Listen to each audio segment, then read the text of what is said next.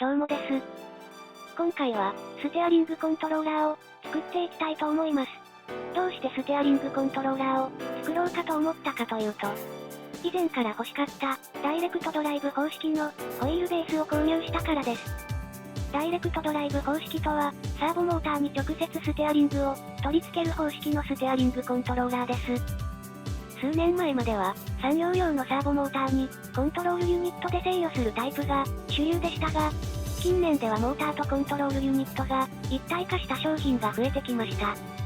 これまでのハンコンと何が違うかというと、駆動部にギアやベルトがないため、フォースフィードバックがダイレクトに伝わり、レスポンスがいいということです。また、産業用モーターがベースで、トルクも高いので、実車に近いフォースフィードバックの再現も可能です。今回購入したモーターは 25Nm。ステアリングにかかるピーク荷重は約 18kg になります。非常に危ないので、緊急停止ボタンもついています。このクラスのホイールベースだと、ステアリングリムは別売りのものが多いです。無難に市販品を買うのもいいのですが、なんだか作ってみたくなったので、DIY で作ってみることにしました。まずはどういったものを作るのか、プランニングしていきます。自分は F1 が好きなので、F1 風のステアリングにしたいと思います。とりあえずこんな感じです。目的は、必要ボタン数の把握なので、ざっくりで構いません。必要なボタン数がわかれば、基板選びです。今回はデジタル36入力、アナログ8入力できる、レオボトナーの BU0836A を使って作ることにしました。注文してから約1週間、イギリスからエアメールで到着しました。基板を調べてるうちに、液晶ディスプレイや LED インジケーターも簡単にできることが分かったので、LED 周りやディスプレイ部品も注文。ボタンや細かい部品関係は、秋月電子で揃えました。ステアリング本体の作成には、3D プリンターを使おうと思います。ステアリングサイズが約 300mm なので、普通サイズのプリンターでは印刷できないため、ベッドの大きい NE キュービックメガ X を購入しました。初めての 3D プリンターですが、なんとかなるでしょう。設計には 3D 駆動を使用していきます。手始めに使用する部品からモデリングしていきます。部品のモデリングができたら、ステアリング本体を作っていきます。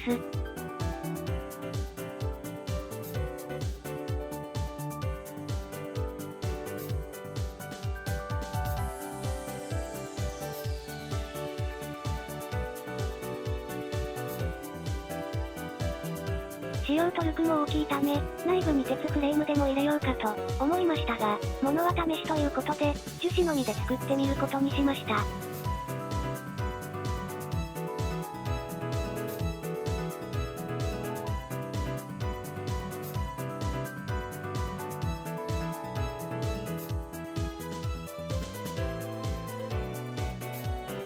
サクサクっと、2ヶ月くらいかかってモデリング完了です。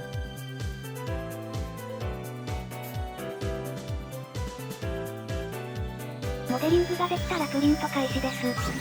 物が大きいだけに、新品フィラメント投入の一発勝負です。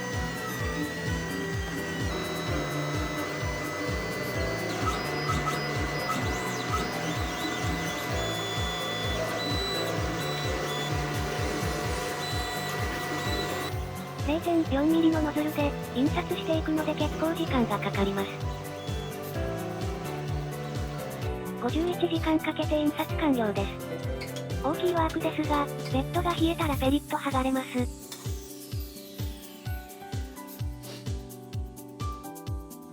いい感じにできているので、サポートを剥がしていきます。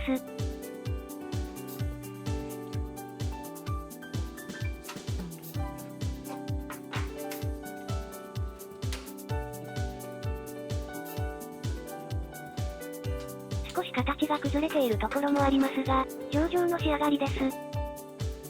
糸引きと針を処理したら、次に進みます。続いてハブ側のプリントです。こちらも 600g 相当使うので、新品のフィラメントを投入です。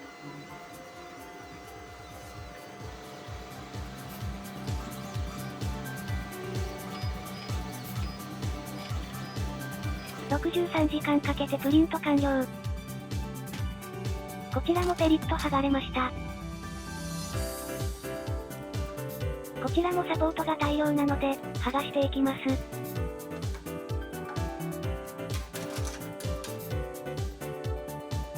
サポートを剥がし終わりました。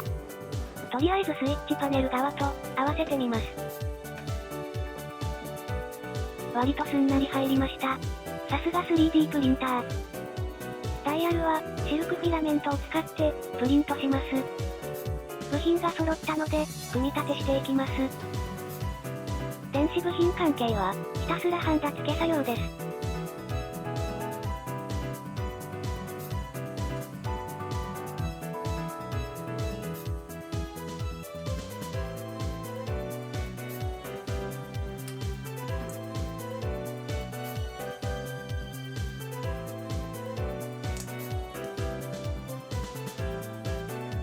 LED インジケーターを作っていきます。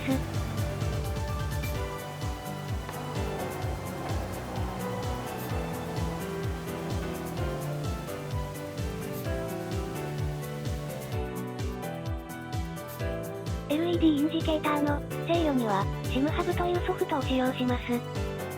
このソフト、PC のレースゲームにはほとんど対応しています。Arduino というマイコンを組み合わせて LED を制御することができます。いくつか基板の種類がある中、今回はプロマイクロを使用します。使用する LED の数を入力します。コントローラー入力としても使用できるので、ロータリーエンコーダーも設定します。設定ができたら Arduino にプログラムを書き込みます。動作確認してみます。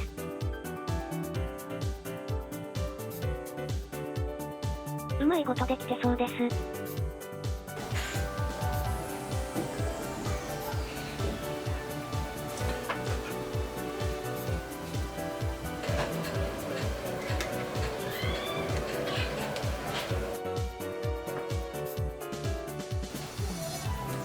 ボタン入力用の BU0836A を組み立てます。USB Type-B コネクターが大きいので取り外し、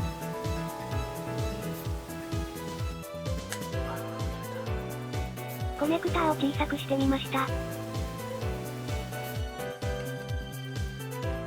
ハブ側も組み立てていきます。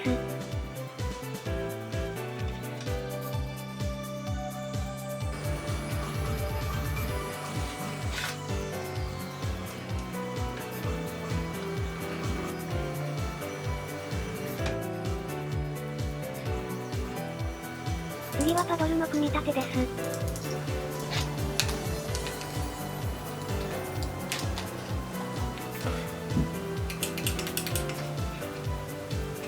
パドルの動きには磁石を使用します。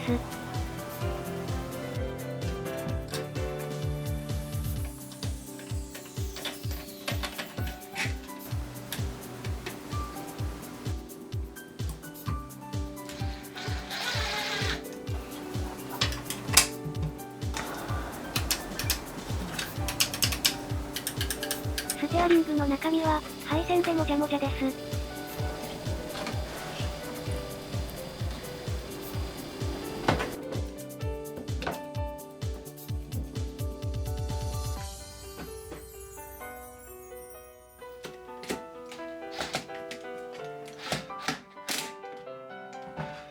クラッチパドルを取り付けていきます。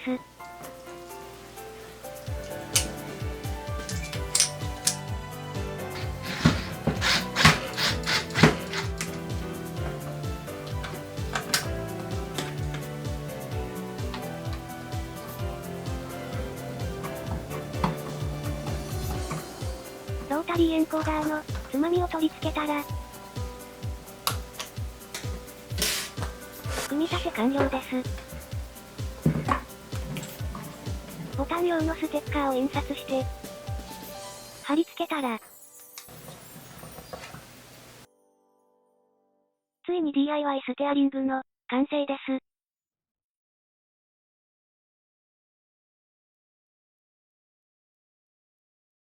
樹脂むき出しだと滑るので、グリップテープを巻き付けます。あと、液晶ディスプレイとコントローラー2つだと、USB バスパワーの電力不足だったので、2本接続に変更しました。